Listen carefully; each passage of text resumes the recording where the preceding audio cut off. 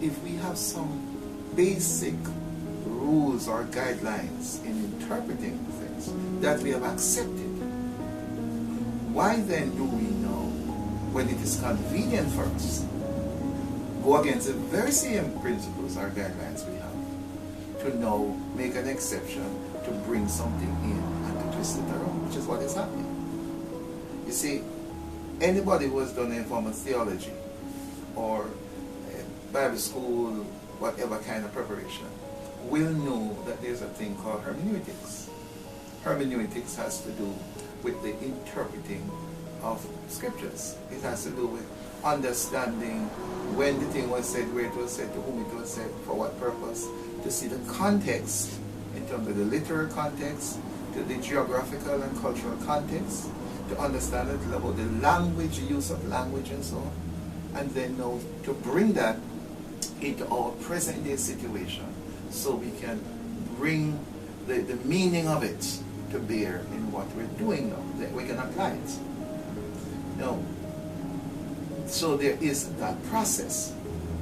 What is happening with this homosexual thing now is that the theologians, the queer theologians or the gay theologians, they subscribe to those principles of hermeneutics.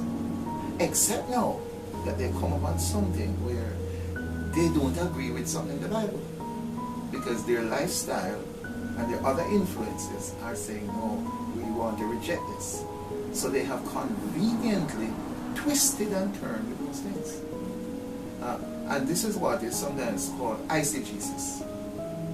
You see, you have exegesis, which means that you're going into this, you go to the scriptures with an open heart as much as you can, open mind as much as you can, and you are saying, what does the Bible say to us?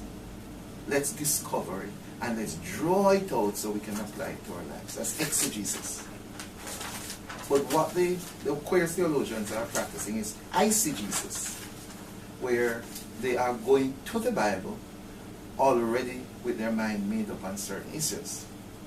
And then they're going to know, make the Bible say what they want it to say.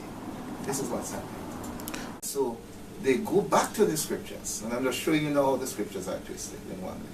They go back to the scriptures, and they will use passages. There are at least 3 passages I can think of right now that they've done this to. One has to do with Daniel. Daniel, Shadrach, Meshach, and Abednego, guys. In the book of Daniel, when they were handed over to the chief eunuch, so that in Babylon, so that they could be trained as princes, potential princes in Babylon. And it was the chief eunuch who was taking charge of them. And Daniel, when he said he didn't want to defile himself, etc., he spoke to the chief of the eunuchs and explained and so on. And what they have said, what the queer theologians have said, is that eunuch equal homosexual. And so the chief eunuch was the chief homosexual. And so when Daniel and his friends were now assigned to them, they were now being trained. They were now also young homosexuals. And they were engaged in homosexual relationship with the chief eunuch. You can find this. I can show it to their theology, their teaching. That's one case. Let me give you 2 other cases. A second case, in Acts chapter 8, we have where Philip is there preaching in Samaria. And God tells him to go out on this dusty road. He meets this eunuch, Ethiopian eunuch, and then we're told that he got up into the chariot, shared with him about the gospel, and the eunuch accepted the Lord, and they disappeared. And what they say is that here it was that God was endorsing homosexuality because he carried the gospel to a homosexual. A third situation has to do with where Jesus was dealing with a man who had his servant. Now this one wasn't a eunuch thing, but they were trying to endorse homosexual relationships.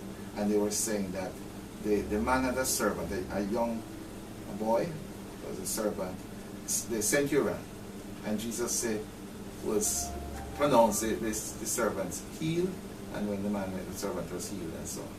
And what they were saying is that this is in our case of a homosexual relationship, because in those days, the word that was used for servant meant a little boy that had a relationship where you had these men who had these little boys as their sex slaves.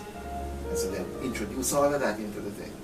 And so the way they have twisted and turned with this thing, if you're not careful, you can swallow it easily. As human beings, Christian as I am and Christian as others may be, we are still human beings who live in this natural world. And we have to therefore make that linkage between the spiritual truths and principles from the Bible in the natural world in which we live. Has to be a connection.